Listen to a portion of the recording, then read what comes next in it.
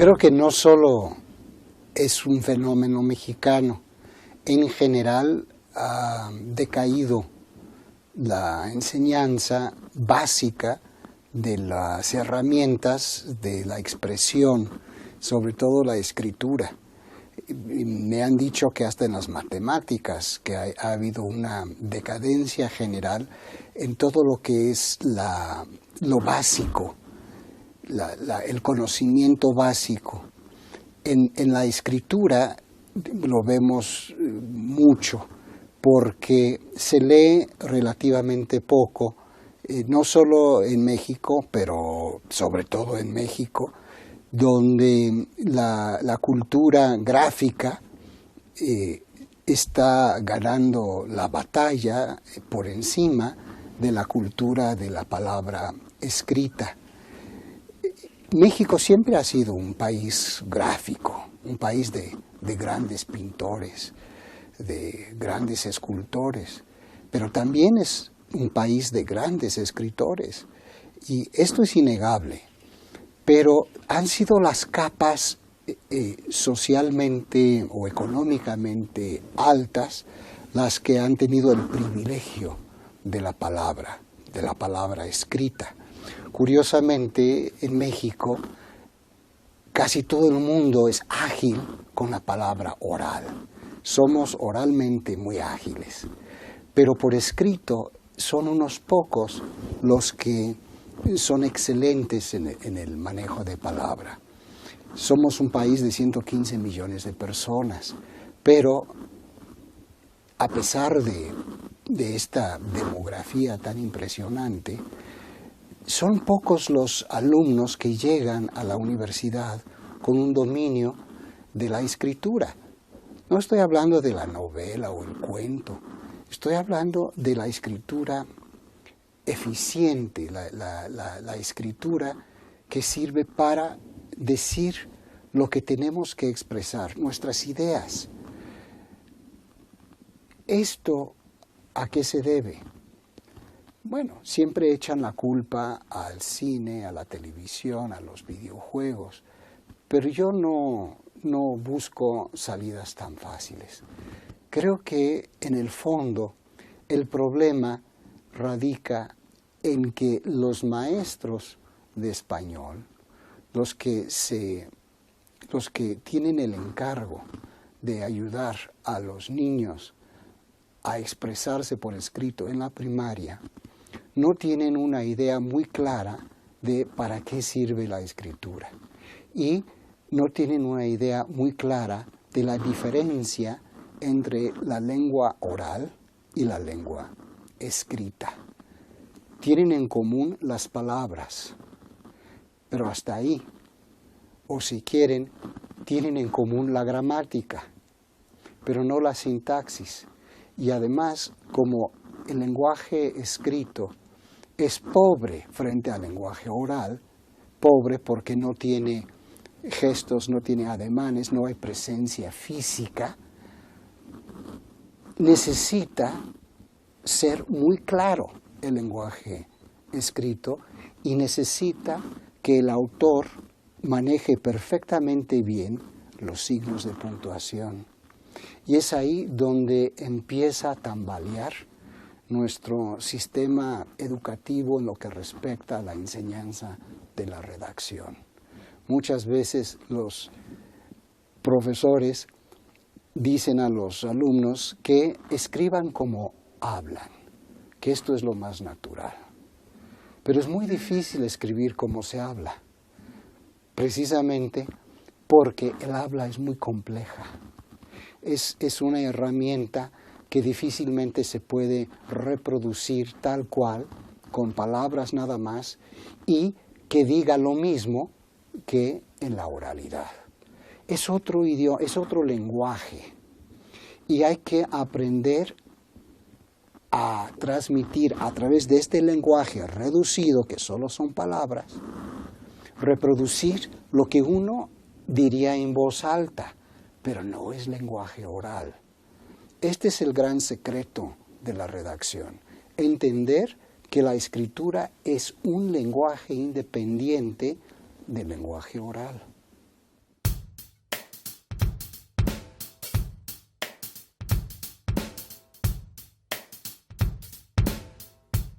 El problema no son las redes sociales, no es Facebook ni es Twitter.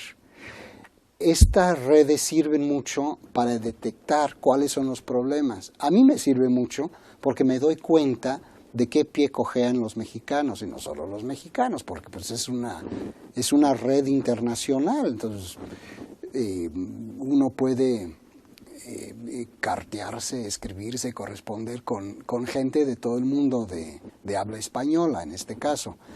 Y los problemas son más o menos universales y se reflejan muy bien en las redes sociales. La gente da por sentadas muchas cosas cuando escribe. Entonces, cuando uno lee lo que escriben los demás, simplemente no entiende a qué se refieren. Se malentiende, empiezan a pelear. Hay lo que algunos dicen que son polémicas, pero no son polémicas, son peleas callejeras sobre algo que no se entiende de qué se trata, porque desde el inicio de la discusión en las redes sociales no se entendió lo que dijo la primera persona, la que hizo la declaración de inicio. Entonces, es muy difícil, porque para explicar un punto de vista hace falta que el pensamiento esté claramente bosquejado en un párrafo, pero muchas veces se brinca esta etapa y se pasa directamente al insulto, y el insulto mal escrito, si no fuera suficiente el puro insulto. Entonces, las redes sociales no tienen la culpa. Lo único que hacen es posibilitar la inmediatez del intercambio. Pero yo siempre digo y trato de poner esto en práctica, que antes de apretar el botón de Enter para mandar, para publicar lo que uno ha escrito, lo debe revisar. Hay que ver realmente qué es lo que dijo uno. Muchas veces yo encuentro que lo que he escrito no es lo que yo quería decir, que se me fue una palabra o repetí una frase sin darme cuenta y no iba a tener sentido. Y si tuve la fortuna de detenerme y revisar lo que escribí, todavía tengo la posibilidad de mejorar eso y que sea más claro. Esto es lo que hay que hacer. Las redes sociales hacen posible que podamos practicar la escritura diariamente y que haya retroalimentación. Pero muchas veces la gente se pone a corregir sin saber lo que está haciendo y dicen reglas que no existen o que algún maestro inventó, pero que no deben ser. Y estos son los papistas, que son más papistas que el Papa. Hay que tener mucho cuidado. Para poder corregir a la gente hay que tener conocimiento de causa. Y por eso yo no lo hago. Yo trato de no hacerlo.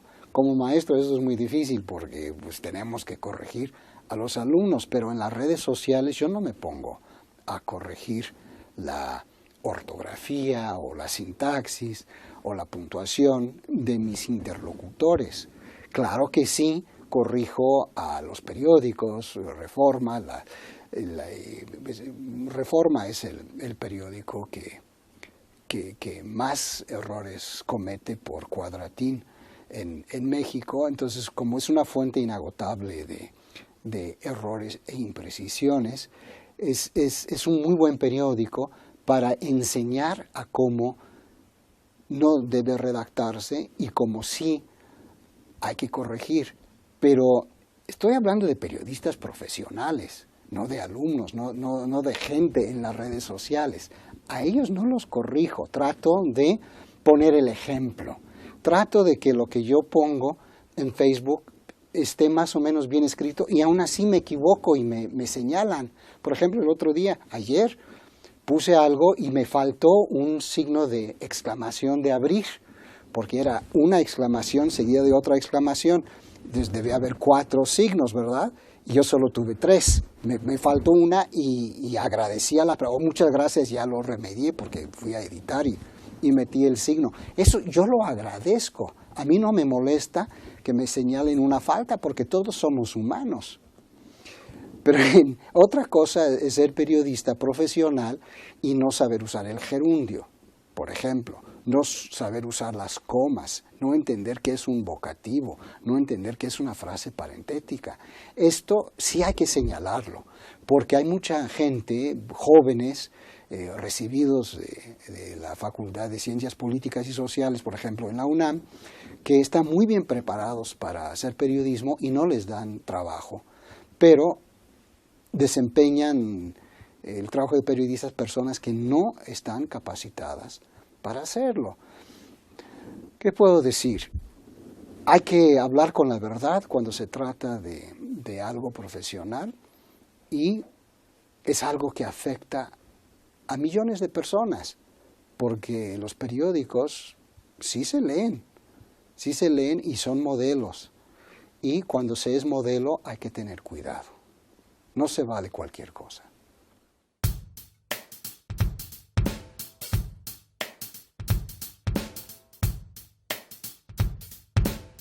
Acaba de aparecer la 6ª edición de Redacción Sin Dolor, que es un libro, si no completamente nuevo, es nuevo por lo menos en el 50%.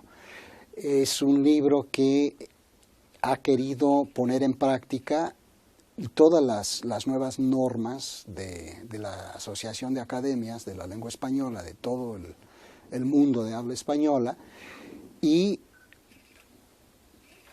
además incluye una nueva sección sobre la lógica temporal de los verbos, que es muy importante. En las ediciones anteriores no se hablaba del verbo como una materia de estudio. Y aquí sí son más de 100 páginas dedicadas a cómo utilizamos los verbos en español. Pero no, Redacción Sin Dolor no es un libro acerca de la novedad en el léxico. Damos por sentado que siempre está renovándose el idioma. Y los diccionarios, por desgracia, están atrasados, tienen que estar atrasados porque tienen que observar cómo se comportan las palabras dentro de las diversas poblaciones de habla española. Por un lado, hoy en día estamos mucho mejor comunicados que hace 100 años, 150 años, 200 años, ni hablar hace 400, 500 años. Estamos muy bien conectados y esto se refleja en la manera en que utilizamos las palabras. Por ejemplo, en México era impensable hace 15 años que la gente dijera fútbol. Impensable. El 100% de la gente decía todo el tiempo fútbol, con acento en la última sílaba, palabra aguda. Mientras que en el resto del mundo de habla española era la inglesa fútbol con tilde sobre la U. Pero poco a poco empiezo a escuchar entre mis alumnos la pronunciación fútbol, como una pronunciación alterna a fútbol. ¿Por qué? Por la televisión. Porque ahora tenemos acceso a programas televisivos de todo el mundo de habla española, donde hay argentinos, hay uruguayos, hay españoles, hay paraguayos, hay chilenos, y empezamos a tener contacto con una gran diversidad de acentos, de entonaciones, de maneras de hablar que antes era impensable ver reflejadas en México. Por desgracia, no así en la literatura, donde es cada vez más difícil que las literaturas de México, de Colombia, de Perú, se vean y se lean en otros países. Parece que el único que llega a estos países de este lado del mar es lo que se desecha de España. Lo que ellos no pueden vender, lo vienen a vender aquí. Pero no quieren comprar, en general, lo que nosotros creamos, nuestras novelas, nuestra poesía. Es muy difícil. Muchas veces, cuando sí se conoce la literatura latinoamericana, es por el esfuerzo de sus autores, de sus lectores, algunos críticos, algunos promotores que tienen la ventaja o el privilegio de poder viajar y dar a conocer lo que se produce aquí.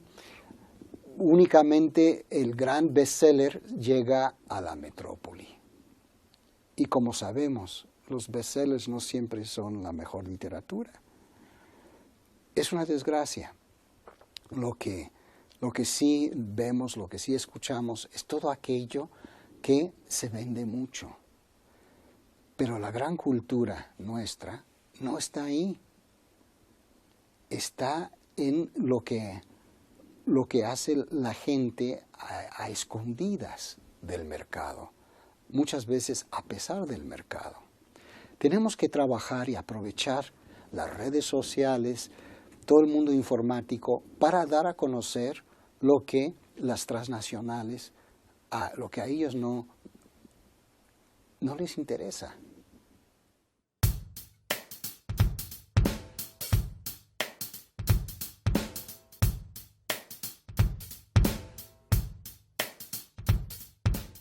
Mi consejo es muy sencillo. Antes de escribir, piensa muy bien qué quieres decir. Antes de prender la computadora, antes de tomar el lápiz, pensar, ¿qué quiero decir? Y no es pecado hacer una lluvia de ideas. Poner todo, quiero decir esto y esto y esto y esto y esto, sin censura, sin corrección. La pura lluvia de ideas. Y luego ver eso. A ver, esto es importante, esto no tanto. Esto ilustra lo primero. Bueno, entonces ya puedo organizar estas ideas y ya sé qué quiero decir. Y eso es lo que voy a decir. No voy a usar muchas palabras para impresionar. La belleza de la escritura no radica en la cantidad de palabras que utilizamos, sino en cómo las utilizamos. Si podemos decir algo claramente en 5 palabras, ¿por qué voy a usar 15? Mejor 5 palabras bien empleadas. Que entendamos cómo relacionar una idea con otra. Una idea sigue naturalmente de la primera o la contradice. Hay que aprender a usar el puente, el conector correcto entre las ideas. Esto va a hacer que nuestra escritura sea comprensible. Lo que siempre digo es, para transmitir ideas complejas hay que emplear estructuras sencillas.